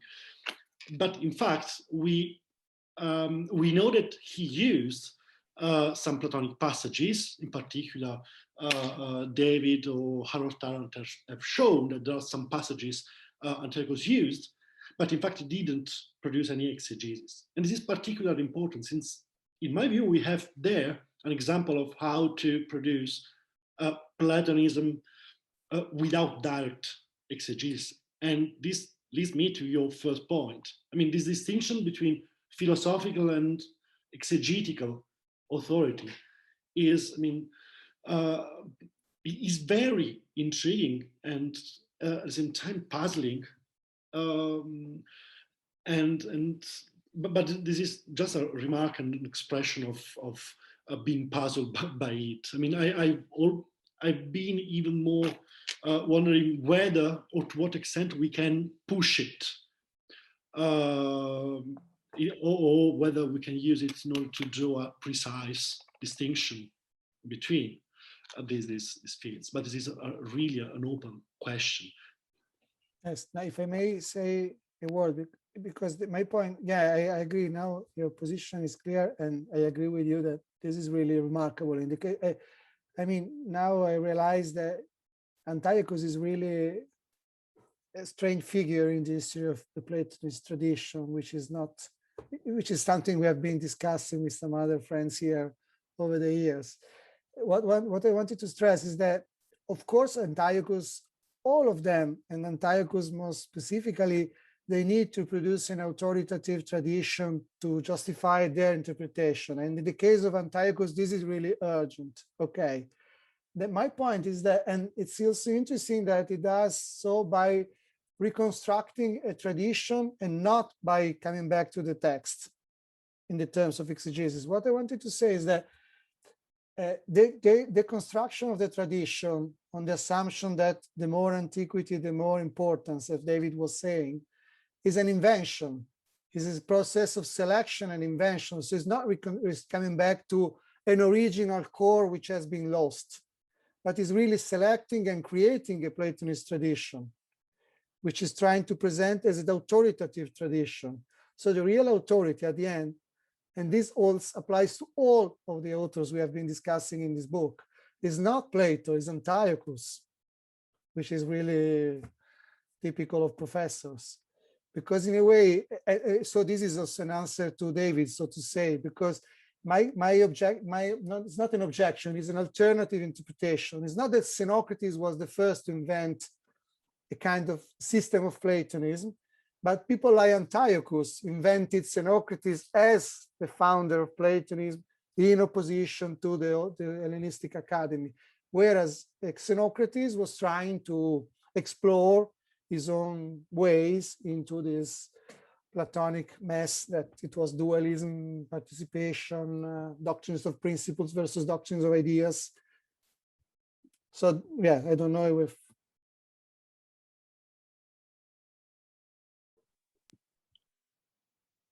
yes, I think in this sense, I would totally agree with you, but I think at the same time that well, the idea that the most an author or a reference is ancient and the most it is authoritative is in general well, very Greek, let's say, but in the specific case of Antiochus,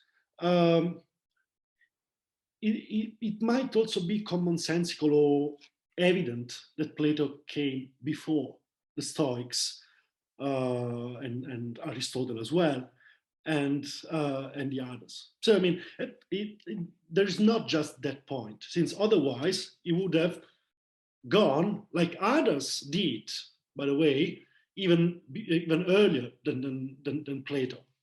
So this is the only thing I would add. Although I do agree that it is a sort of self-representation, of a self-shaping of the master who finds a way to put himself on the stage with Plato's mask.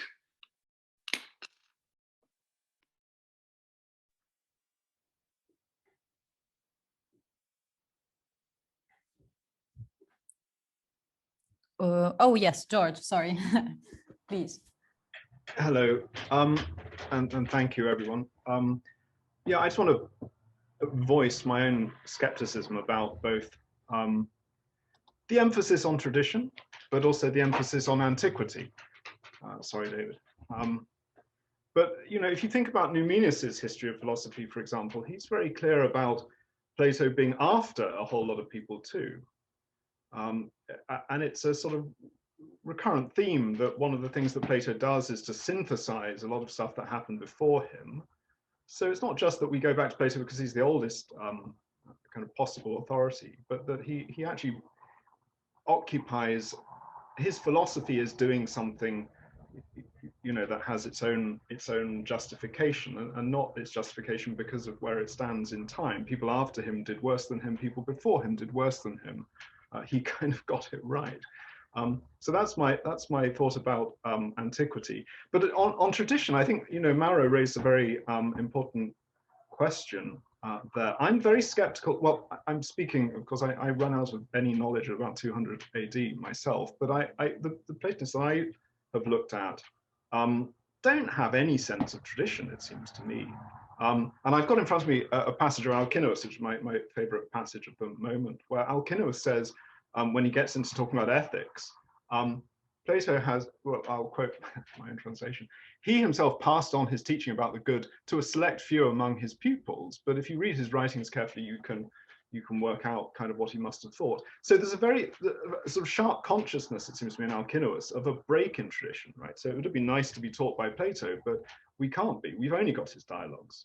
And it's quite striking, it seems to me, against some of the moves that are made later, that no one that I'm aware of, including Antiochus, though I don't accept him as a Platonist, of course, but no one I'm aware of until rather later on tries to say that there's a kind of golden chain of Platonic thought, or a secret tradition in the academy that preserves Plato's thought, or that we can, you know, that Xenocrates or Speusippus has a particularly authoritative view about what Plato thought, or that it matters. So I think Plato is much more, certainly for a lot of Platonists, just, you know, you read him and he's really helpful, essentially. Thanks, George. Could I? Yes, just, of course, please. Well, I mean, antiquity, I don't for a moment suggest that the relative antiquity of a philosophy is sufficient to determine its authority, but the sort of model I'm thinking of is Philo of Larissa, who did, it seems, try to show that all the entire academy since Plato, and probably since Socrates, if you include him, had actually shared this, there was a single unbroken tradition. And I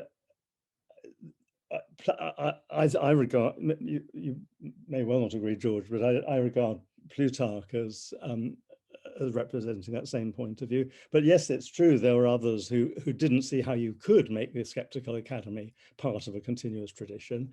Numenius was one, and no doubt that there were others.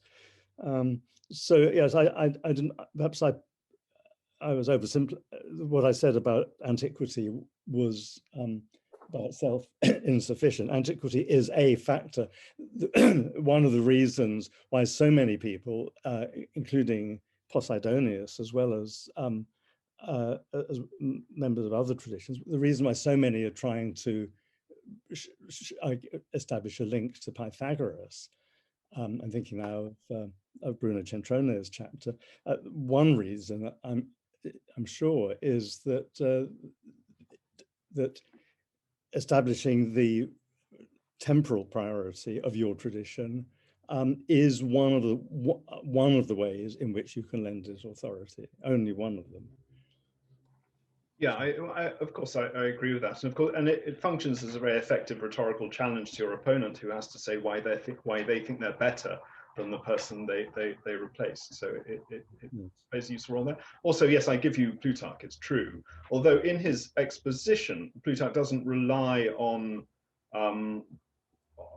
going back through that chain, as it were. So it's true that he has a history of philosophy which creates a unified Platonic tradition, but it doesn't come through in his exegesis, interestingly. No, we can agree. Malcolm Lowe has his hand raised. So yes, I'd like to raise what's a kind of paradox.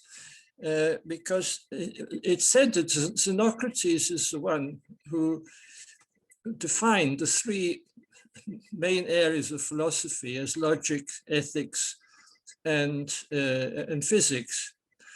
And if these are the three areas, then you can say that the Stoics, more than anybody else, developed all three and indeed integrated them in a remarkable manner.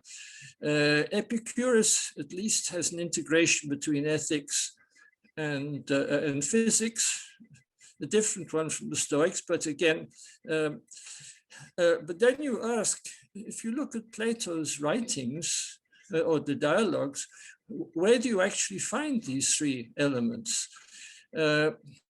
All right, so method of definitions, that's logic and so on, that occurs in a lot of places.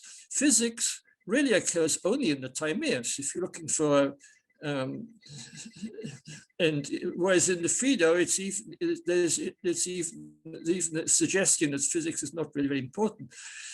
And when it comes to ethics, you have, of course, criticisms of hedonism or evaluations of hedonism in the Protagoras and the Philebus, but where do you find in Plato a constructive theory of ethics? And I think this is where the Phaedrus is particularly important, because the myth, of the chariot and with the two horses and so on, this is one of the few places in Plato where some kind of ethical theory is proposed. And I would suggest that this is the reason why the Phaedrus became important alongside the Timaeus, because elsewhere it's difficult to find guidance of Plato as what human behavior should be, as opposed to criticisms of things that it shouldn't be.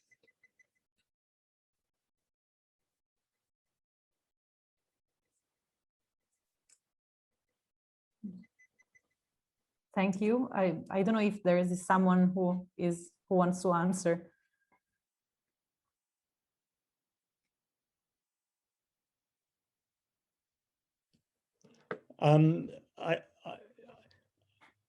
Yeah, the tripartition. I mean, of course, I think you're right, but there's in a lot of what you say, but there are ethical parts to the Timaeus as well. The Timaeus, I think, does have the greater part of it. I mean, I think that Plato does have a system, and the Timaeus is where you find it. And there is, towards the end, it does turn to the topic of happiness, and probably Xenocrates was relying largely on the Timaeus for when looking for authoritative texts. But I agree with you that the Phaedrus does seem to have played a particularly important part, and it may well be that he left aside a lot of other dialogues simply for lack of evidence that they contained Plato's system.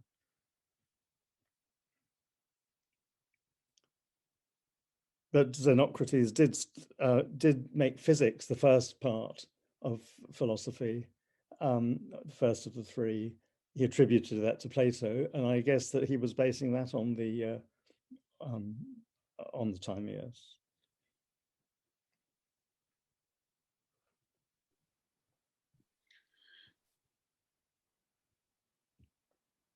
Can I just say something? Yes, please, George. Quickly. I mean, not that this is proof of anything, but it's certainly true that in Thrasyllus, when he tries working this out, the Timaeus is the only dialogue he can find that's physics, right? And then he puts Phaedrus under ethics, it's true, but there are lots of ethics according to him. Yes. So first we have Sebastian Mauro. Well, thank you very much. I wanted to connect the idea of finding a system of Platonic philosophy in the Timaeus with the Pythagorean tradition, then, because Plato also gives some kind of authority to Pythagoras, not only in the Republic, when he says that Pythagoras passed a mode of life, a way of life, and also in maybe in the Philebus, when he says that some kind of Prometheus gave these notions of the origin of the Peras and Apeiron.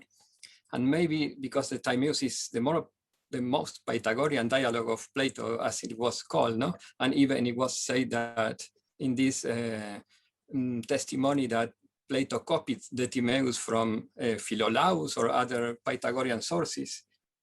And then we have this that can be connected to the idea that of the antiquity, no, and the chain of wisdom that comes not only from Pythagoras or Pythagoras, but before Pythagoras, from a divine origin. So this is combined with the idea maybe of the origin of wisdom in a non-human authority. Well, I wanted to ask about this instead of the other challenging conception that Pythagoras was only Platonized, or if it was not a real authority.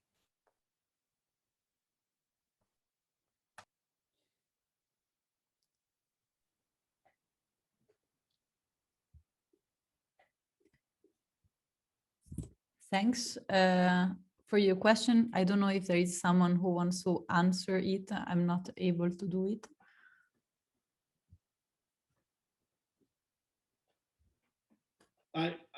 I cannot just follow up to this, just on the authors I'm more familiar with, but here are many people who have written on this. I mean, there are many authors which are usually called Neo-Pythagoreans or something like this. But in fact, if you read both Nicomachus, Introductio, let's say the very beginning, I mean the programmatic outset, or Tionos Myrna, you find, of course, rhetorical appeal to Pythagoras or to that Pythagorean tradition.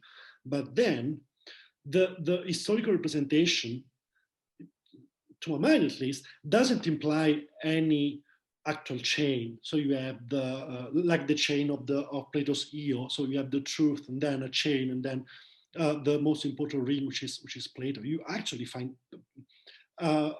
some passages or parts of Plato's thought. Either is Plato himself or it is the truth, which found in Plato an instantiation. Doesn't this matter, but not in this case. And after all, they use to some extent Pythagoras, in my view, but even these authors who might have wanted to be labeled as Pythagoreans, in the end appealed to Plato, ascribed to Plato an authority. On the other hand, these very authors are the strange ones, the weird ones in the Platonist family, especially with respect to the use of Plato's authority as an argument, in my view. I mean, I would agree that very rarely the middle Platonists would say Plato is right, full stop. Sometimes these authors, differently from, for instance, Plutarch and others, give the feeling that to some extent, if forced to say either Plato was right or not, even though scientific advancements apparently led them to say, well, Plato wasn't really right, they did say Plato was right and produce very, very peculiar exegesis of Plato's texts. And these are, however, exceptions in the overall scenario.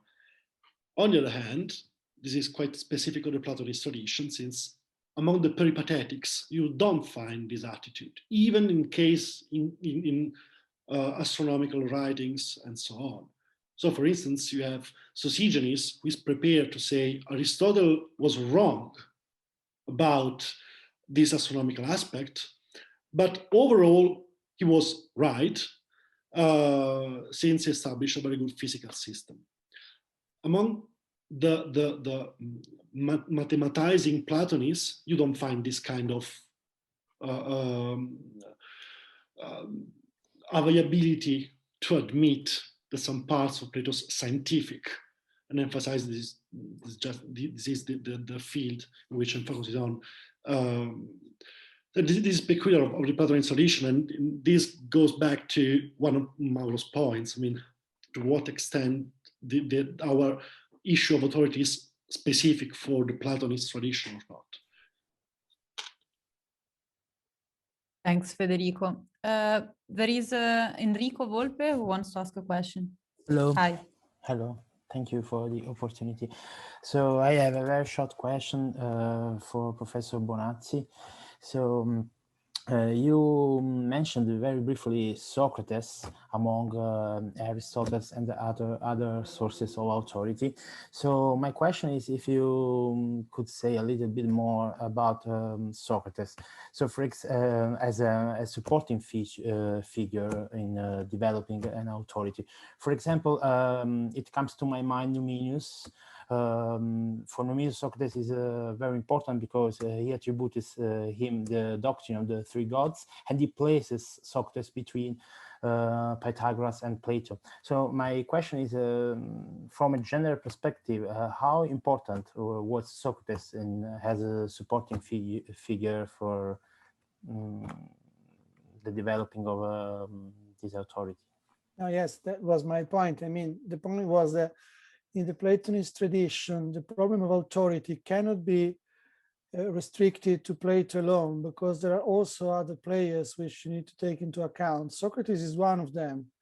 And then you can easily see that Socrates becomes a battlefield, because in a way you need to account, if you want to present, I mean, authority is an invention that you invent the authority of Plato by attributing to Plato your own ideas. And then you need also to find a spot for Socrates. And this was the topic of Alexandra Michalewski's paper in the volume, precisely. Socrates was also in Federico's paper, because also Antiochus was trying to defend, because Socrates is very clear. Now you can have, I mean, if Plato is a dogmatic philosopher with some Pythagorean tendencies, then you need to find it, you explain how Socrates fits in this story. And this is what Numenius did. There are alternative traditions in the Pythagorean Platonist tradition. We simply remove Socrates and say Pythagoras, Plato, Aristotle. That was the line, and Socrates was an exception. But in the case of Numenius, he's more interested, and then he say, okay, I'm gonna explain you how that if you understand correctly Socrates, then you will understand that he was a Pythagorean. And this is clearly something Numenius was obliged to do. And I think that Numenius was also doing this and in opposition to the skeptical appropriations of Socrates. So you see very well that I think this is really interesting in the Platonist tradition, that friends are much more dangerous than enemies, because the real problems are your colleagues reconstructing a different Platonic tradition. And these are your problems. In Numenius, I think there was also this interpretation by Donini, that Numenius in this interpretation of Socrates was reacting against also Antiochus, and which might be. And if I may add a word to what George was saying, with David, you were talking about the problem of antiquity. And then with regard to tradition, that is very good. I mean, this is very interesting what you were saying. But I also noticed that when you refer Middle Platonist, there is also, in comparison with Neoplatonist, there is also an institutional problem. Because in the case, this is very clearly shown by Christian Tornau, because in the Neoplatonist school, you have institutions, you have a school with a tradition, and then you see Proclus referring to Syrianus, because they say, he was my teacher. In the case of Middle Plato, we have schools without tradition. So we don't know anything about Alcinous. In the case of Plutarch, who is the only one we have some information about, he says there is a tradition, me, Ammonius, Plato. So in a way they had the tradition, but we don't know. And perhaps also in the school of Gaius, but we don't know anything about. But I think that the interesting point is that, which is what I wanted to underline before, that authority is either via the tradition, as in the case of Antiochus, because Antiochus didn't have a school. or in this case, or with the school and the text. And I entirely agree with you. When you have a text as an authoritative source of truth, tradition is not that important. But still, we don't know much. Thank you very much. Thank you for the question. Okay, are there any further questions?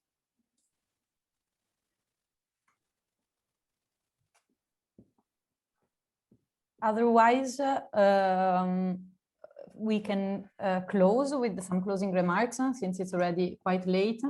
And I would leave Michael Sharp first, the word to Michael Sharp first, and then to Federico Petrucci. Thank you. Thank you, Julia. So thank you very much to you all for coming to this meeting and to all the previous ones that you may have come to. I mean, I think we all owe an enormous gratitude to Federico for organizing the shelves, Federico and his colleagues. I mean, it seems to me, you know, a superb initiative, and one of the positive things that's come out of this last year and all the restrictions, this very imaginative way of having these international gatherings to discuss new books. So a huge thank you to Federico for all his efforts. I mean, I see that it was actually almost 5 years to the day that he originally approached me with an idea for either one or two, or one huge volume or 2 volumes on authority and authoritative texts in the Platonist and Epicurean traditions, and I'm looking forward to working with him on the Epicurean volume. But anyway, so yes, a huge thank you to Federico, a huge thank you to you all. I'm delighted to see the interest in these books and in these wonderful books, and the interest in the subject. Cambridge is thoroughly committed to publishing high-level work in ancient philosophy and on the history of Platonism. And I hope that you enjoy reading these books if you haven't had a chance to read them yet, whether through your library or if you do want to have your own copy, just send me an email and I can get a 40% discount for you. So anyway, so that's enough from me, but thank you again. And again, thank you very much to Federico. Thank you very much. And we thank again Cambridge University Press and Michael Sharp for the support. I can now thank you all in the meanwhile, but Federico will thank you again after his closing remarks. Yes, thank you. Just for the words, of course, thanks to Michael for his words and to CUP for supporting this series, and in general for supporting our work, in the sense of discipline in ancient philosophy and Platonism. Again, thanks to the authors for the papers, and to Michael McOsker for his support. And so we, I mean, especially Julia, Arianna, and I will think a bit about the whole series after that. But I can already say we are quite proud of it. Apparently, it was fine, and of course, everything which was fine in it is especially on Julia and Arianna. So my thanks, warmest thanks to them. And so again, thanks to the FINO, which is the PhD Philosophy Consortium in Turin, which supported as well this series. By the way, as already said at the beginning of the series, if you have any PhD student who wants to apply in this curriculum, please do encourage her or him to do it. It is an entirely English curriculum with a good part of ancient philosophy, and all sessions will be published on YouTube. This as well will be available, I suppose, either on Saturday or on Sunday. And that's all. Then maybe see you for the next the shelves, so volume 2. And thank you so much again for being with us. Bye. Thank you. Thank you. Bye.